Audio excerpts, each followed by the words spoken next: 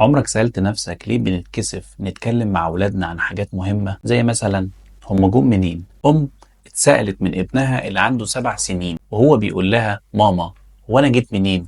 الأم اتلخبطت وقالت له بص، هو أنت جم شوية هوا شالوك وحطوك تحت شجرة توت. الولد صدق وراح لجدته سألها نفس السؤال وقال لها تيتا، هو احنا جينا منين؟ قالت له نفس الكلام. راح لأبوه وأبوه قرر يكمل نفس السكة.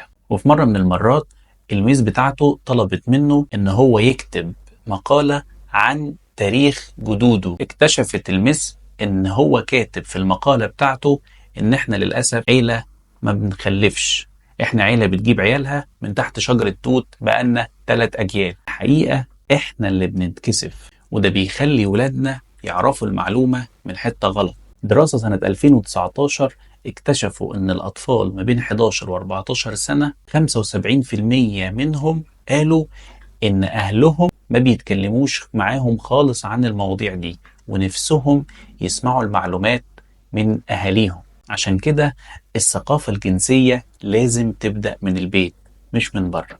وعشان كده عنوان الجزء ده ليه المفروض نكلم ولادنا عن الجنس ونديهم ثقافة جنسية من البيت مش من بره. أول حاجة إن ولادنا بيواجهوا ضغط من 3 نواحي. أول جهة من نفسهم، الطفل اللي كان شايف البنات مش موجودين أصلا فجأة بقى مش قادر يقول حتى هاي من كتر التوتر اللي موجود في جسمه، وهو مش فاهم ايه اللي بيحصل له ومش لاقي حد يشرح له. تاني حاجة، البيئة اللي حوالين عيالنا كل حاجة حواليهم بتغريهم، صور، اعلانات، كلام من صحابهم، مفيش حد بيوجههم. المجتمع بقى بيبيع كل حاجة بشكل جذاب ومن غير اي قواعد. عشان كده لو احنا ما كلمناهمش هيعرفوا منين؟ خلي بيتك اول مكان يسمعوا منه الحقيقة مش آخر مكان. ابدأ الحوار دلوقتي واسألهم، هو انتوا ايه اللي تعرفوه عن الجنس؟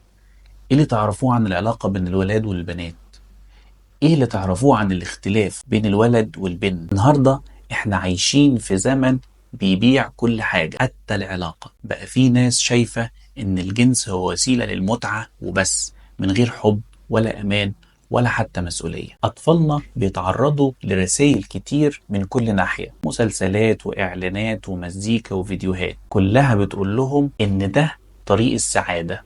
فيا إما أنت تسأل طفلك لو طفلك شخص ما بيسألش، أو إنك تكون مستعد تجاوبه وما تتكسفش من الإجابة في أي موضوع. وحتى لو مش عارف الإجابة ارجع اسأل وارجع جاوب.